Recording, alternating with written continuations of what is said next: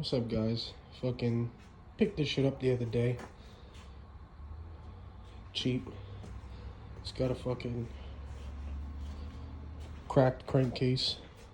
Filming on my iPhone, by the way.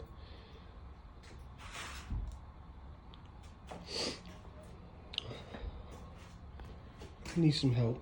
It's kind of clapped. Definitely clapped. But it's got a nice fucking exhaust. The shit's clapped.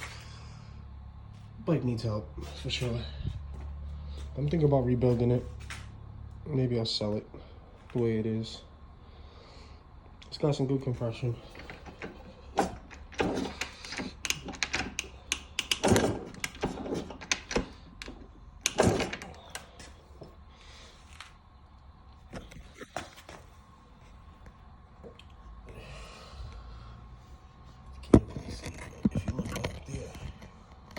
Right here,